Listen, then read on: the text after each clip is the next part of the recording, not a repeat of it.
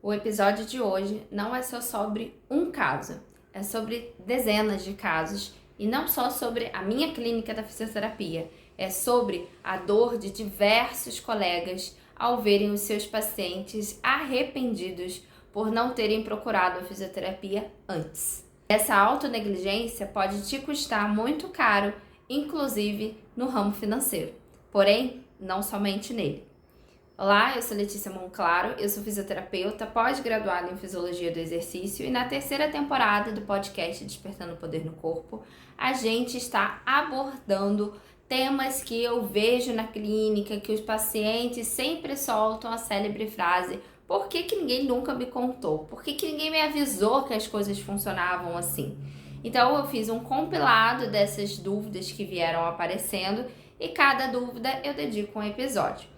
E hoje a gente vai falar sobre a autonegligência, sobre ficar adiando, deixando sempre para amanhã o autocuidado real, que é você realizar um tratamento de saúde. E isso que eu vou falar hoje vale para outras áreas da saúde também. Então a gente pode estar falando aqui de um tratamento psicológico, odontológico, de você procurar um médico, porque às vezes o tratamento vai ser cirúrgico, um fisioterapeuta, enfim, você ter um autocuidado real. Então vamos começar do começo? Muitas vezes essa nossa questão de deixar para depois os tratamentos de saúde vem de alguns fatores, como a falta de tempo, a falta de dinheiro e muitas vezes aquele mito de que vai passar sozinho e que a gente não precisa buscar uma ajuda profissional de fato. Então vamos começar pelo fator tempo. A gente tem um episódio aqui, se eu não me engano, na primeira temporada, todo dedicado a essa administração de tempo, de como você fazer o tempo render mais de uma forma realista. Mas em um resumo aqui bem rápido, eu quero te contar que o tempo é a única moeda que ela não volta para o teu bolso. Você gastou, já era. E ele é auto-administrável. Então, às vezes, a gente pensa que não vai dar tempo, porém dá. A gente pensa que não tem como encaixar na rotina, porém tem. Quais são os fatores que a gente consegue aí adaptar? Você procurar locais perto da sua casa ou do seu trabalho e que você obrigatoriamente vai ter que passar por ali para poder ir para casa, ir para o trabalho, ou que seja próximo do seu trabalho e você conseguir encaixar no horário de almoço, por exemplo. Ou que disponibilize horário, se você é autônomo, para que você vá no meio do dia, ou que você vá bem de manhã cedo. Enfim, existem diversos estúdios de pilates, diversas clínicas, diversas academias com horários maleáveis e que com certeza você vai conseguir ali um tempinho. Também existe a possibilidade de você encurtar o treino, não precisa fazer 1-2 horas por dia, fazer 30, 40 minutos somente, o que você vai ter que demandar ali um menor tempo logístico para ir, voltar, executar o exercício e poder voltar às suas atividades. Um outro fator é transformar esse momento em algo que seja realmente só seu. Então tenta deixar o filho na escola e depois ir para a aula, ou tenta que esse lugar tenha alguma atividade para o seu filho, uma salinha recreativa, que você possa deixar a criança. Enfim, quanto menos empecilhos você tiver para ir para o Pilates, mais fácil vai ser. Então a gente tem o fator distância, o fator deslocamento, o fator tempo de execução e tudo isso aí você pode pesquisar na sua cidade ou até mesmo fazer de modo remoto, em casa. Então às vezes você trabalha de home office, mora longe do centro da cidade e pode fazer também o Pilates de casa, por exemplo. Existem casos que o remoto não funciona e que a gente precisa sim trabalhar com técnicas manuais, com um atendimento fisioterapêutico específico, presencial. Porém, eu tô falando aqui de casos generalizados. Então, algumas situações, principalmente aquelas que estão bem no início, a gente consegue sim resolver também no ambiente online. O segundo fator ali que eu falei é o dinheiro. E dinheiro é um fator mais de organização do que às vezes o quanto você ganha. Porque se a gente parar para pensar, se a gente só prioriza, e esse é um conceito também que a gente trabalhou lá na primeira temporada do Despertando o Poder no Corpo, onde eu falo da tríade da saúde, se a gente só priorizar o dinheiro, a gente não vai ter bons relacionamentos e nem vai ter saúde para gastar o dinheiro. Então é importante a gente equilibrar as forças da balança e procurar, óbvio, algo que caiba no seu bolso para poder realizar o tratamento. levando em conta que uma formação profissional, ela custa muito caro. Para a gente se formar, cursos, aparelhos, manutenção e deixar um espaço seguro, agradável, acolhedor para o paciente custa muito caro. Então a gente tem que fazer o repasse para esses pacientes, porque senão a gente também não se sustenta. Por mais que eu esteja querendo promover saúde, eu também preciso ter a minha saúde e os meus gastos. Sendo assim, quanto maior dinheiro você puder disponibilizar para cuidar da sua saúde, consequentemente, maior retorno você vai ter, já que você vai conseguir acessar profissionais mais bem qualificados ou espaços com melhores estruturas. Isso é a realidade, é o mundo que a gente vive como ele é. Não tem por que eu ficar aqui fazendo firulinha e falando que, ai, nossa, você vai conseguir por R$ 50 ser tão bem atendido quanto um profissional que cobre 200. E chegamos ao ponto de que eu quero tratar mais profundamente nesse episódio, já que os outros a gente já tem episódios dedicados a eles, que é o tempo vai curar. A gente tem esse mito de que, deixa que depois o meu corpo dá um jeito, que depois o próprio corpo vai se ajeitando e vai passar, eu vou aqui tomar um anti-inflamatório, um analgésico, eu pego um atestado, fico 15 dias em casa, tá tudo certo. E aí você fica esse período em casa, toma um anti-inflamatório e na semana seguinte que você volta para fazer as suas atividades, olha a dor aí de novo. Pois é, porque você não atacou a causa, você atacou os sinais e os sintomas. Então você só pegou ali o que estava te incomodando, deu um cala-boca e seguiu a vida, mas não de fato tratou aquela disfunção. E isso vem do ciclo dor, tensão, dor.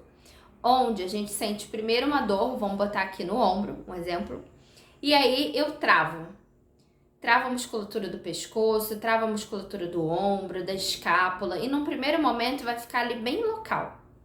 Depois, conforme eu for tentando me movimentar e não conseguindo, ou compensando, gerando tensões em outros lugares para eu poder continuar realizando esses movimentos com o meu braço que está doendo, aí eu vou alastrando essa dor, essa tensão para outros lugares do corpo.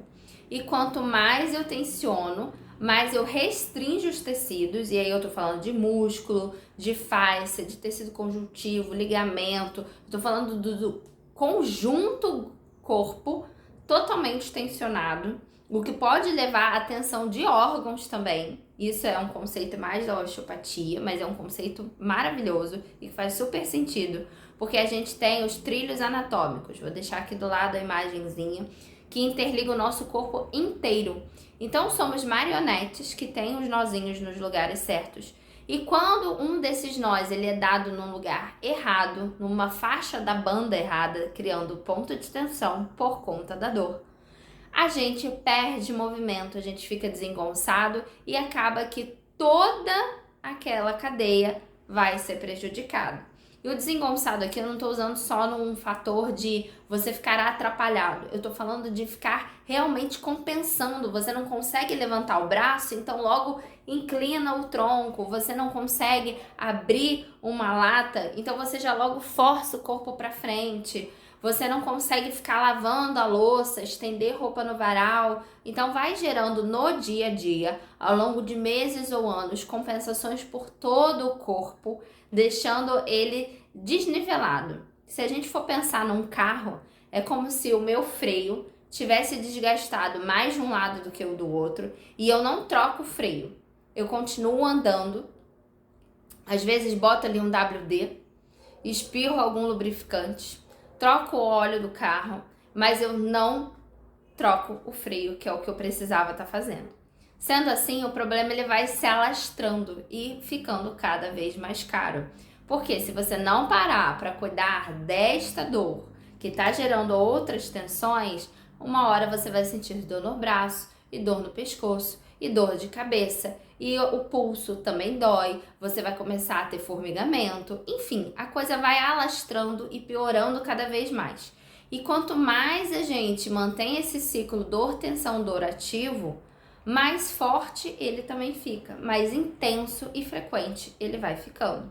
Sendo assim, tem uma hora que a conta chega. E na hora que a conta chega e você realmente perde funcionalidade, perde autonomia do dia a dia, aí é que vai procurar o tratamento fisioterapêutico. E é nesse ponto em que a conta fica cara, tanto financeiramente, porque não vai ser em uma sessão que você vai sair bom. A gente não faz milagre, milagre é com Jesus, é outro departamento.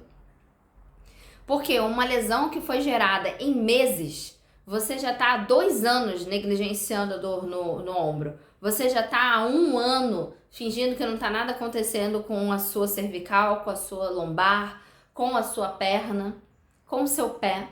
E aí você quer que em uma sessão de 1 hora o profissional te deixe novo como um bebê. Não é assim que a fisiologia funciona, porque de tanto você acostumar o seu corpo a sentir dor, a sentir tensão, a gente tem que fazer um caminho de dessensibilização, de soltar todas as camadas, de soltar todas essas linhas de trilhos anatômicos aqui que a gente está falando, de seguir o caminho da dor para achar a origem dela de fato. Sendo assim, não vai ser só uma sessão, muitas vezes nem 10 sessões. Vai demorar um tempo e é necessário paciência para passar por esse processo que levou anos para ser adquirido, na maioria das vezes, na maioria dos casos que a gente vê em clínica, e também pode demorar aí meses para você ficar efetivamente bom. Isso levando em conta que você vai ter constância, que você não vai ficar faltando, que você não vai ficar colocando outras coisas na frente do tratamento na primeira melhora de dor, que é o que a gente vê aqui. Porque, gente, apesar da gente estar aqui como fisioterapeuta para tratar você, a dor é sua. A gente não pode pegar, obrigar, amarrar na cadeira e falar, não, você vai vir sim. Manda tua sogra ir buscar o seu neto lá na escola, manda sua esposa ir fazer o exame de sangue sozinha, porque ela não precisa de ninguém para segurar a mão dela, porque ela já é burra velha, e venha fazer o seu tratamento sim, senão daqui a pouco quem não vai estar presente na sua família é você por causa da dor. A gente não tem como obrigar. A gente muitas vezes não tem nem como falar assim com o paciente. Dá vontade? Dá muita vontade. Por isso que eu tô fazendo esse episódio. Acho que é um pouquinho de sessão de terapia, né? Essa temporada deve ser. Freud explica. Então, de modo objetivo, o que acontece quando você negligencia o tratamento consigo? Quando você adia esse tratamento? A gente tem uma maior tensão, o que aumenta a dor, consequentemente, todos os seus sinais e sintomas. Uma compensação generalizada no corpo e perdas de funções periféricas. Além disso, a gente tem um processo de cronificação da dor, que é o seu corpo começar a entender aquela dor como permanente e gerar outras adaptações posturais que vão gerar lesões, para poder continuar a vida normalmente, com aspas nesse normalmente. E é isso que vai tornar, às vezes, o seu prejuízo emocional, financeiro e até mesmo físico, porque as lesões elas podem ser agravadas conforme você vai deixando para depois, já que você não procurou o tratamento assim que ele começou, assim que os sinais começaram, assim que a disfunção iniciou, que a gente chama de tratamento precoce. É quando a pessoa deu um jeitinho no ombro, fazendo uma aula de basquete, brincando com os filhos, indo colocar roupa no varal, pegando o cachorro, ela sente que doeu. E ficou ali mais de 3 dias doendo, ela sente que não consegue levantar o braço direito, dói, repuxa, dormir em cima também incomoda. E aí ela já procura o fisioterapeuta. Nossa, isso aí é um sonho quando acontece. Porque a gente consegue liberar muito mais rápido esse paciente e aí sim, em umas 3 sessões a pessoa tá zerada, pronta para viver. E é lógico, a gente tira da dor, a gente tira do processo inflamatório, da sensibilidade e aí depois começa o fortalecimento, porque são os músculos. Quando trabalhado de modo correto, não é você ficar fazendo elevação de ombro assim na academia de qualquer jeito, ou levantando o braço, jogando o tronco para o outro lado, é um de modo consciente, assertivo, orientado esse fortalecimento para que a dor não volte em outros momentos da sua vida, para que a dor não reapareça em outros momentos ou em qualquer outra atividade que você vai fazer. E tem também os alecrins dourados, que já entenderam esse processo todo que eu falei antes, vendo as experiências de outras pessoas e já procuram de modo precoce fazer o melhor dos dois mundos. Então, hoje em dia, graças a Deus, eu tenho tido alunos que fazem o Pilates e fazem a musculação e conseguem aí garantir uma qualidade de vida precocemente para a sua velhice, que é o que eu sempre chamei aqui, e a gente também já tem episódio sobre, que é a reserva de saúde para a velhice. Da mesma forma que a gente poupa dinheiro para envelhecer bem, a gente também deve poupar saúde. E o poupar no sentido de criar reservas e não de você usar pouco. Diferentemente do dinheiro, quanto mais estímulos positivos a gente der para o nosso corpo, e estímulo positivo é o que? É um estímulo orientado, é um estímulo de intensidade, frequência e continuidade adequadas para a sua realidade, para a sua postura, para o seu dia a dia e para as suas demandas, e que vão gerar ali uma reserva de músculos, uma reserva de saúde tecidual, nutrição para todo o corpo de modo globalizado, o que vai gerar uma função intestinal adequada, um nível hormonal ideal, um sono. O sono é importantíssimo. Quando a gente tem o exercício físico na rotina, questões como insônia ou sono agitado, ou até mesmo aquela sensação de que por mais que você durma 8, 10 horas você não descansa, isso tudo com os efeitos do exercício físico, a gente tem relatos de uma melhora imensa. Isso tudo traz qualidade de vida no presente, mas também cria essa reserva para o futuro. E aqui eu vou contar a minha história pessoal de criação de reserva de saúde e que eu usei antes de envelhecer. Às vezes a gente fica pensando, eu só vou usar isso quando eu estiver velho, então depois eu resolvo. Por quê? Ano passado eu tive pedra no rim. Eu já tinha tido pedra no rim quando eu era criança e agora eu tive novamente, 13 anos depois. E isso é um fator genético. A minha família, por parte de pai, toda tem pedra no rim. Meu pai praticamente tem pedra de 2 em 2 anos, mas ele consegue expelir. Então quer dizer que o meu corpo ele já tem uma tendência fisiológica a acumular sais e criar pedras, cálculos renais. Eu tomo 4 litros de água por dia e como pouquíssimo sódio na minha alimentação e mesmo assim eu criei esse cálculo enorme que teve que ser operado. Na operação, eles colocam um catéter chamado duplo J, também vai aparecer aqui a imagem do lado, e esse catéter carreou uma bactéria comum do trato urinário pro rim.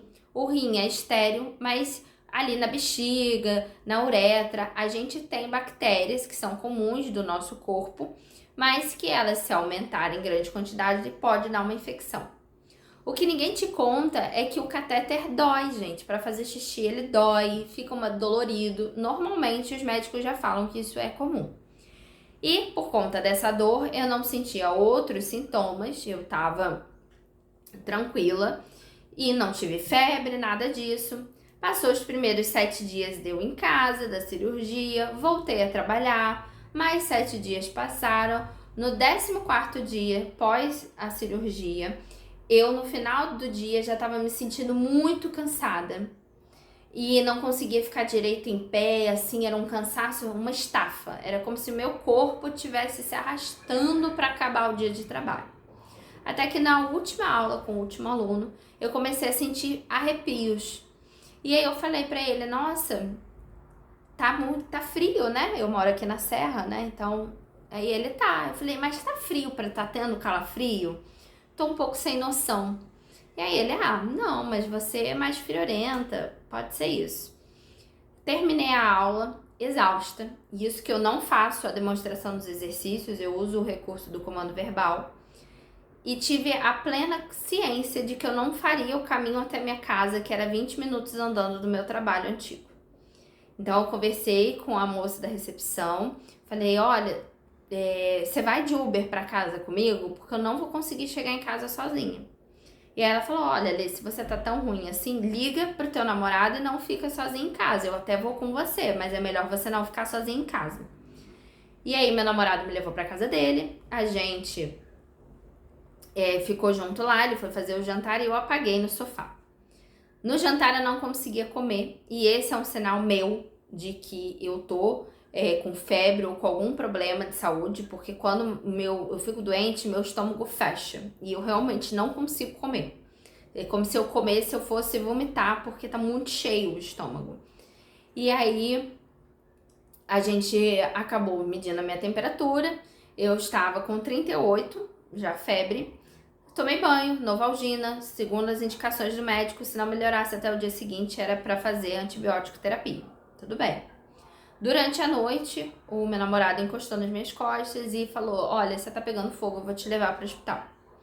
Vimos, eu tava com 40 graus de febre, fomos para o hospital e o atendimento demorou muito. O plantonista não identificou os claros sinais de sepsemia. Nessa hora que eu fui avaliada, eu já estava vomitando. E eu fui internada num quarto convencional, ao invés de ser mandada direto para o CTI. Sendo que o protocolo de sepsemia fala da hora de ouro, assim que os sintomas mais graves eles começam, né? Os sintomas de sepse mesmo, como eu falei, febre muito alta, vindo de um pós-cirúrgico, quando você tem ali questões urinárias prévias, você tem já a parte do vômito, do enjoo, da fraqueza extrema, da falta de disposição alimentar, falta de paladar, veio a palavra. E aí ele não viu esses sinais claros, fui pro quarto. No momento em que as enfermeiras depois vieram para me levar para tomar banho e para eu poder ir no banheiro, e eu falei que eu não tinha forças para fazer, elas insistiram. Na tentativa de eu levantar, quando me sentaram na cama, eu tive uma convulsão. Depois dessa convulsão, foi feita a tomografia e graças ao meu namorado insistir, vendo que a situação não estava normal, porque eu não ficava acordada, eu não conseguia responder direito às perguntas, mas não porque eu estava inconsciente, é porque minha fala estava tão arrastada, eu estava tão exausta, que eu não conseguia ser responsiva. E aí, o médico plantonista decidiu me botar pro CTI, de fato, para ser reavaliada, já que eu já tinha convulsionado. No CTI, rapidamente eles identificaram a sepsemia e já começaram com todo o protocolo. Depois eu até encontrei uma residente que estava dando plantão no CTI, na época que eu fiquei internada lá, e ela falou que os médicos ficaram surpresos comigo, porque os meus parâmetros estavam muito ruins. Já era para eu estar em coma, já ter tido parada cardíaca, ter entrado em choque séptico. E eu ainda estava discutindo tecnicamente com eles a conduta que ia ser tomada dali para frente ou não. E discutindo, gente, de uma forma saudável, fazendo pergunta, tentando entender, sabendo qual que era a medicação. E era para eu já estar apagada. E eu tava respondendo, eu tava consciente, eu sempre me orientava no tempo, espaço, eu procurava me mexer no leito, até por todo o conhecimento que eu tenho do estágio que eu fiz em CTI. Então, foi um momento muito difícil, fisicamente falando, porque foi uma exaustão que eu nunca tinha sentido na vida. Eu perdi peso muito rápido. Eu tava ano passado, né, que me acompanha no Instagram e tal, eu tava num ritmo de escalada e de trilha fenomenal. Eu tava com o meu melhor corpo, forte, com muito músculo. Eu tava com, acho que se eu não me engano, 18% de gordura e normalmente meu normal é 22%. Então, não lembro se são esses números exatos, tá, gente? Que foi uma coisa que ficou de sequela, minha memória piorou depois que eu saí do hospital. Então, eu perdi muito músculo. A bioimpedância que eu fiz depois que eu saí do hospital deu a diferença de 4 quilos de músculo perdidos em 4 dias de CTI, sendo que na época eu tava com 25 anos, sem nenhuma comorbidade, sem diabetes, sem hipertensão, sem nenhuma questão de saúde além daquela do momento. E ainda assim, quando eu saí do hospital, eu ficava exausta, eu era incapaz de fazer um almoço e lavar a louça em seguida, porque drenou as forças do meu corpo para se recuperar dessa infecção grave. Sendo assim, eu usei a minha reserva. Eu tinha criado fazendo exercício, fazendo pilates, fazendo musculação, fazendo trilha. Tinha criado a minha reserva e usei essa reserva. E não precisou eu ter 90 anos para isso acontecer. Foi aos 25. E essa é a importância da gente criar hábitos de saúde hoje e não amanhã. Porque o amanhã a gente acha que está garantido, mas não tá. Às vezes a gente pode ser surpreendido por uma questão fisiológica nossa, por uma doença autoimune, por um acidente, Deus me livre. Porém, a gente tem essa falsa impressão de que o futuro está dado e não está. Sendo assim, o que você pode fazer? Estando em crise ou não, podendo fazer um tratamento preventivo ou não, o que dá para ser feito? Você pode procurar um fisioterapeuta em casos de dor persistente ou recorrente. Avalie no dia a dia que condutas que você tem que obviamente não são saudáveis. Isso a gente está falando aqui de consensos, né? Olha, eu tô comendo muito hambúrguer com batata frita e Coca-Cola, não tô almoçando, eu tô comendo um pudim por dia, eu tomo 7 litros de refrigerante numa semana, eu não bebo água, eu vou dormir às 3 da manhã, acordo às 7 para trabalhar, tomo 2 litros de café num dia.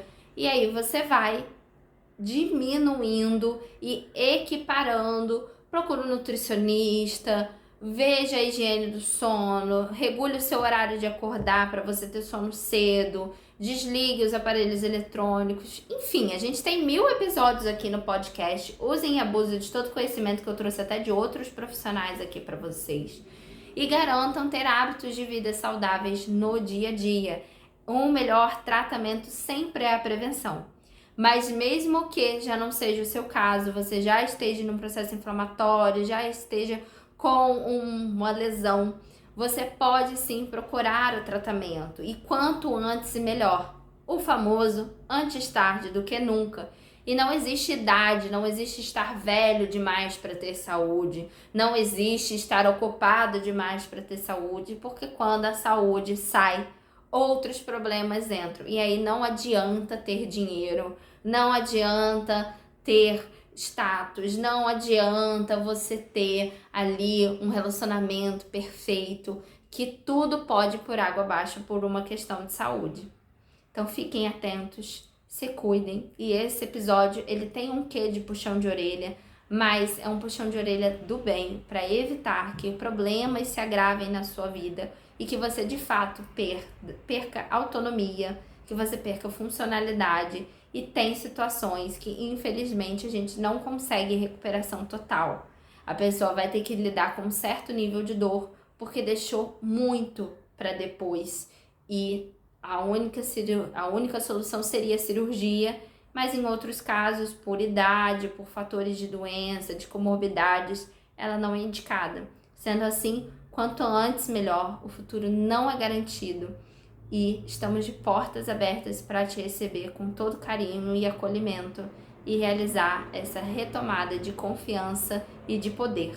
Afinal de contas, o movimento é vida, por isso a gente não pode ficar parado. Qualquer dúvida ou troca, é só comentar aqui no vídeo ou me procurar em todas as redes sociais, é @doutora Letícia Monclaro. Até semana que vem! E assim finalizamos mais um episódio de um podcast.